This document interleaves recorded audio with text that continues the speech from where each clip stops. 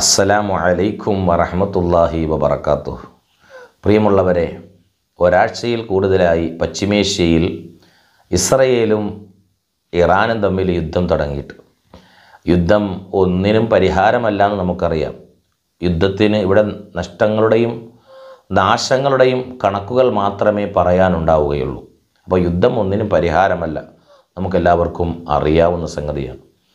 പക്ഷേ ഇന്ന് നമ്മൾ കേട്ടൊരു വാർത്ത വളരെ സന്തോഷം നൽകുന്ന, സമാധാനം നൽകുന്നൊരു വാർത്തയാണ്. രണ്ടുപേരും വെടിനിർത്തൽ കരാറിൽ ഏർപ്പെട്ടു, സമാധാന കരാറിൽ ഏർപ്പെട്ടു എന്നും തൊട്ടടുത്ത് തന്നെ പിന്നെ വന്ന വാർത്ത എന്താണ്? ഇറാനിൻ്റെ ഭാഗത്തു നിന്നും പിന്നെയും അതിനുശേഷവും മിസൈൽ ആക്രമണമുണ്ടായി എന്നുള്ള ന്യൂസൊക്കെയാണ് നമ്മൾ കേട്ടത്. പക്ഷേ ഒരാഴ്ചയിൽ കൂടുതൽ നീണ്ടു നിന്ന ഈ യുദ്ധത്തിന് ശേഷം രണ്ട് രാജ്യങ്ങളും, ഇസ്രയേലും ഇറാനും, രണ്ടുപേരും സമാധാന കരാറിൽ ഏർപ്പെട്ടു, വെടിനിർത്തൽ കരാറിൽ ഏർപ്പെട്ടു എന്ന വാർത്ത കേട്ടപ്പോൾ എനിക്ക് ഓർമ്മ വന്നത് കുറച്ച് വർഷങ്ങൾക്ക് മുമ്പ് ഇവിടെ വന്ന ഒരു വെടിനിർത്തൽ കരാറിനെ പറ്റിയാണ്. 1948 മെയ് 14 ഐക്യരാഷ്ട്രസഭ ജൂതന്മാർക്കായിട്ട് ഇസ്രയേൽ എന്ന് പറയുന്ന ഒരു രാജ്യത്തിന് അംഗീകാരം നൽകുന്നത്. അതുകൊണ്ട് തന്നെ തൊട്ടടുത്ത ദിവസം 15 സ്വതന്ത്രമായി നിലനിന്നിരുന്ന അറബ് രാജ്യങ്ങളെല്ലാം കൂടി ഇസ്രയേലിനെതിരെ യുദ്ധം പ്രഖ്യാപിക്കുകയും ആ യുദ്ധത്തിൽ ശക്തമായ പരാജയം ഏറ്റുവാങ്ങേണ്ടിയും വന്നു ജൂതന്മാർക്ക്, ഇസ്രയേലികൾക്ക്. എന്നാൽ അവിടെ ഐക്യരാഷ്ട്രസഭ ഇടപെടുകയും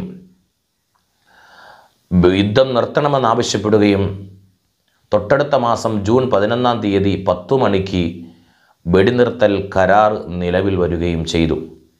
എന്നാൽ യഥാർത്ഥത്തിൽ ഈ വെടിനിർത്തൽ കരാർ ഇത് ഐക്യരാഷ്ട്രസഭയുടെയും അതുപോലെ തന്നെ അമേരിക്കയുടെയും ബ്രിട്ടൻ്റെയും ഒക്കെ ഒരു ചതിയായിരുന്നു, ഒരു തന്ത്രമായിരുന്നു.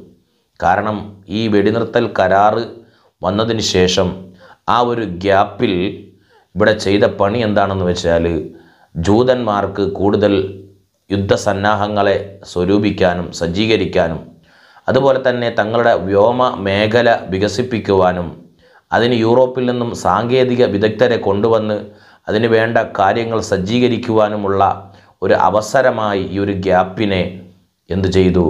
ഈ ഇസ്രയേലികൾ, ജൂതന്മാർ മുതലെടുത്തു. അങ്ങനെ പിന്നീട് വീണ്ടും ജൂലൈ 9 വീണ്ടും യുദ്ധം പുനരാരംഭിച്ചു.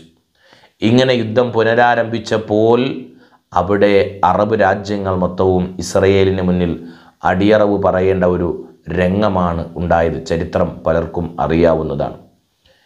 ഇവിടെ രണ്ട് രാജ്യങ്ങളും തമ്മിൽ ഇപ്പോൾ നടക്കുന്ന യുദ്ധത്തിൽ രണ്ടുപേരും സമാധാന കരാറിൽ ഏർപ്പെട്ടു, വെടിനിർത്തൽ കരാറിൽ ഏർപ്പെട്ടു എന്ന വാർത്ത കേട്ടപ്പോൾ എനിക്കും ഈ ഒരു വിഷയമാണ് ഓർമ്മ വന്നത്.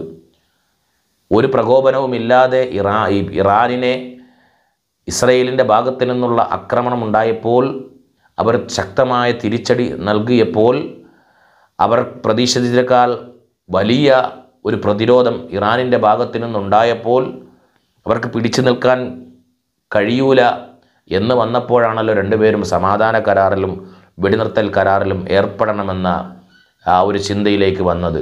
പക്ഷേ അങ്ങനെ ഒരു വെടിനിർത്തൽ കരാർ നിലവിൽ വന്നാൽ അത് തങ്ങളുടെ നശിച്ചുപോയ ആ സുരക്ഷാ സംവിധാനമായ അയൺ ഡോം അടക്കമുള്ള സംവിധാനങ്ങളെ അതൊന്നുകൂടി ശരിയാക്കാനും ഒന്നുകൂടി പിന്നെ ശക്തി പ്രാപിക്കാനും ഒക്കെയുള്ള ഒരു ഗ്യാപ്പായിട്ട് ഇസ്രയേലികൾ അതിനെ കണക്കാക്കി വീണ്ടും ശക്തമായൊരു തിരിച്ചുവരവ് ഇറാനിനെതിരെ നടത്തുമോ എന്നുള്ള ഒരു ചിന്തയാണ് ഈ വിഷയത്തിൽ രണ്ടുപേരും ഒരു സമാധാന കരാറിൽ ഏർപ്പെട്ടു എന്നുള്ള വാർത്ത വന്നപ്പോൾ എനിക്ക് ഉണ്ടായിട്ടുള്ളത്. എന്തായാലും അങ്ങനെ ഉണ്ടാവാതിരിക്കട്ടെ.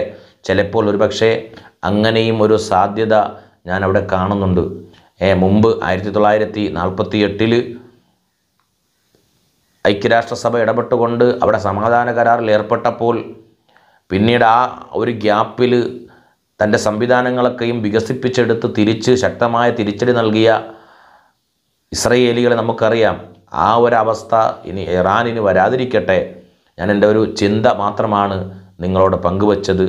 അതിൽ നിങ്ങളുടെ അഭിപ്രായങ്ങളൊക്കെയും രേഖപ്പെടുത്താവുന്നതാണ് എന്ന് മാത്രം ഓർമ്മപ്പെടുത്തി ഞാൻ നിർത്തുന്നു.